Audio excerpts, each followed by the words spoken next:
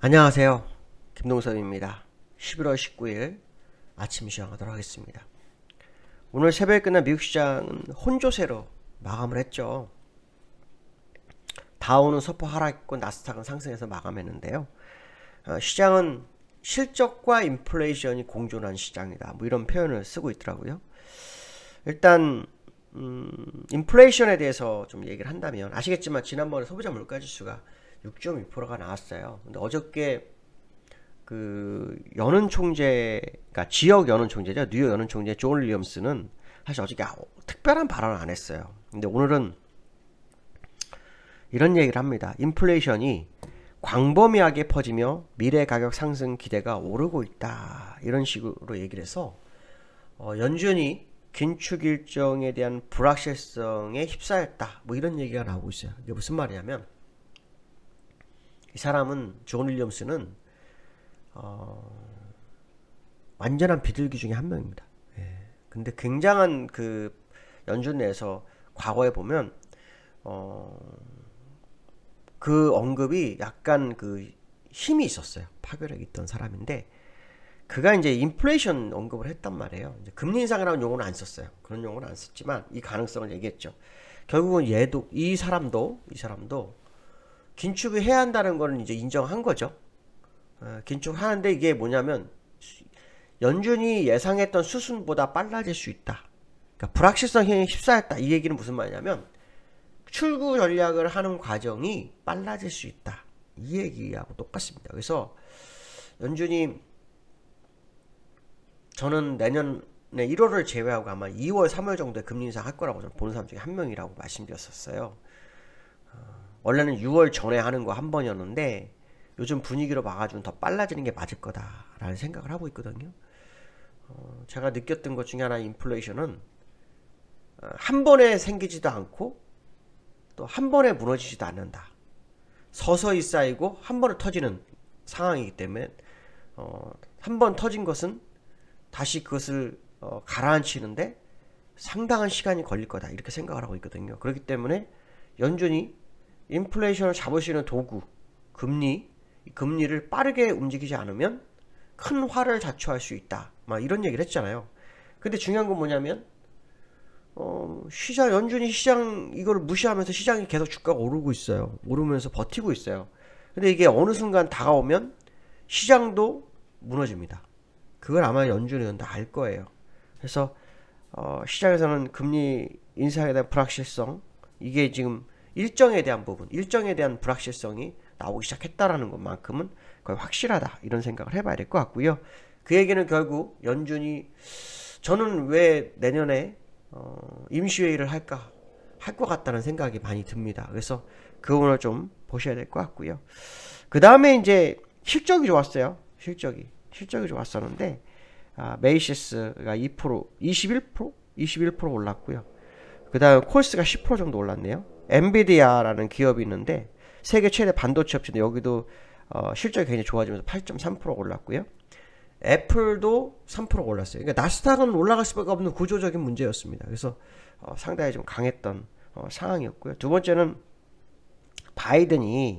세 번째로는 이제 바이든 얘기가 나와요. 이게 뭔 말이냐면, 시장에서는 바이든이 정책을 잘못해서 초인플레이션을 자초했다, 거기에 키포인트를 유가 상승률을 보고 있어요. 제가 유가 때문에 문제가 될 거라고 얘기했잖아요. 그 유가가. 그러니까 예전에 100불하고 지금 80불은 분명 20불 차이가 있지만 다르다라고 좀 말씀드렸을 거예요. 근데 지금 그 바이든이 유가를 잡기 위해서 정유업계 조사를 실시를 하고 있다고 합니다. 그래서 그 유가가 지금 조금 내려왔답니다. 79불까지 내려왔죠. 저는 이제 70불대 초까지 이달에 밀리지 않으면 의미 없다라고 했는데, 지금 77불까지 갔다가 79불 정도까지 올라와서 지금 끝났어요. 그러니까 지금 유가가 얼마나 지금 이 인플레이션의 중요한지를 미 정부도 알고 있는 거예요. 제가 이제 그 얼마 전에 유가에 대해서 한 달 전부터 얘기를 했지만, 이제 그거에 대해서 조사가 들어가기 시작했다라는 거예요. 이게 왜 이런 일일까요? 바이든이 인플레이션이 더 올라가서 문제가 되면 정치적 입지가 좁아져요. 그러니까 그런 부분 때문에 유가를 잡으려고 하죠. 그러니까 옛날에 유가가 낮아서 인플레이션이 더 안 오른 이유는 셰일가스 때문에, 셰일가스. 셰일가스를 그냥 무분별하게 생산을 했고, 그 셰일가스 무분별 생산이 유가를 폭락을 시켜서 인플레이션이 알아오는 거예요. 10년 동안요. 이거 정확하게 아셔야 돼요.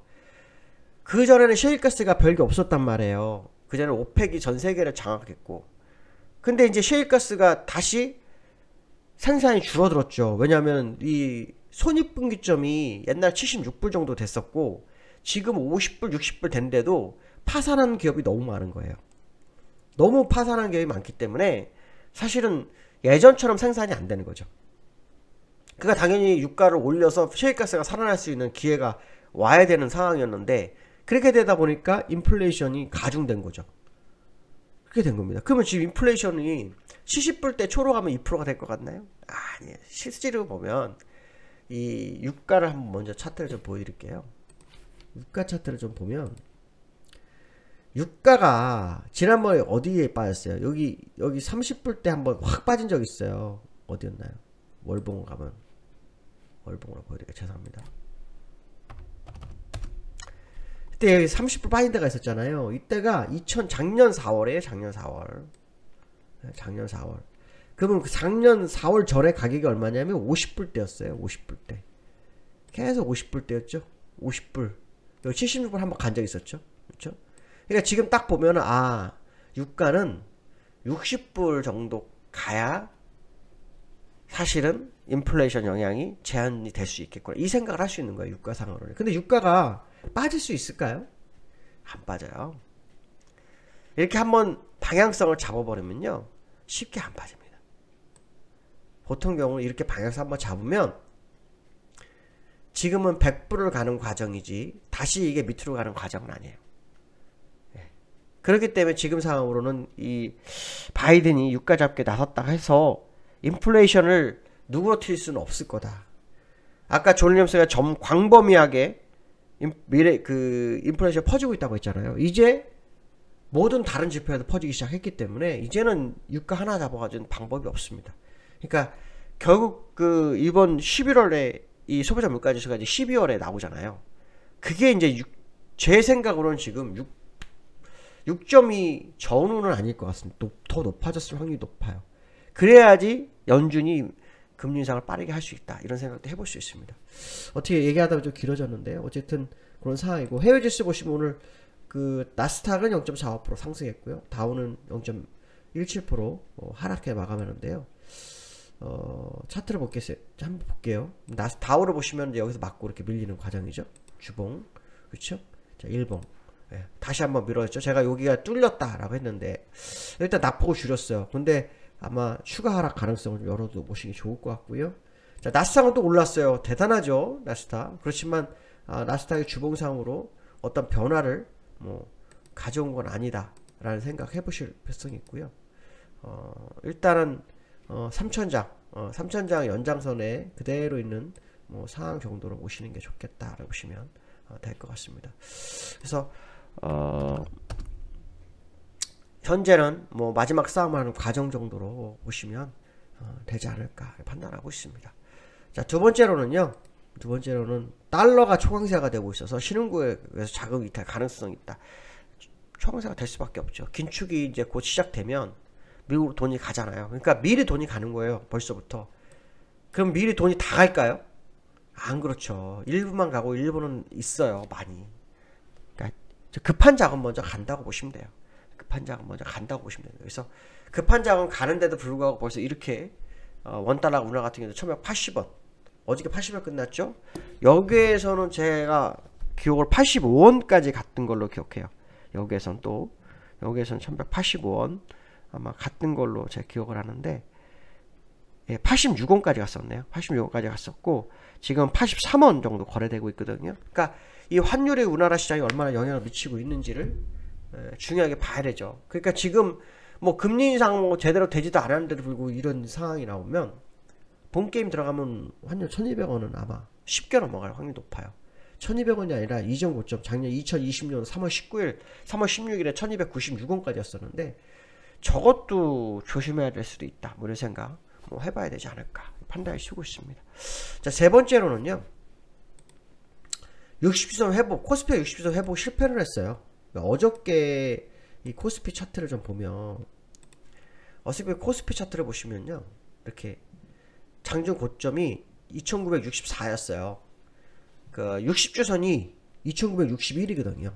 2960. 그러니까 지난주 3, 4일 만에 60주를 회복했다가 바로 60주선 이탈을 하는 모습이 나왔거든요. 그래서 오늘 어떤 모습이 나올지 중요한데요. 지난주 저점이 2903이었어요. 그래서 2903을 한번 또 노크하나? 뭐 이런 생각도 한번 해봐야겠죠.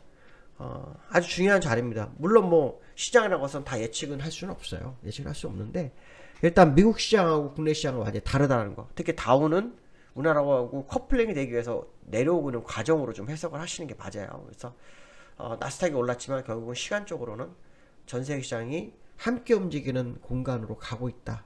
이런 해석을 해보는 게 좋겠죠. 그렇다면 결국 코스피도 뭐 여기서 버티는 전략이 있을 수 있어요. 뭐 그렇지만 시세를 뭐 반전해서 크게 끌어가는 그런 과정은 아니지 않을까. 뭐 이런 생각 한번 해봐야 될 것 같습니다. 어쨌든 시장을 보수적으로 접근해 볼 필요성 있는 시간대에 왔다. 뭐 이런 해석을 해봐야 되지 않을까. 이렇게 말씀드릴 수 있을 것 같습니다. 자, 오늘 금요일입니다. 오늘 무사히 하루를 잘 마무리하시고 또 즐거운 하루, 승리한 하루 되시기 바라겠습니다. 감사합니다.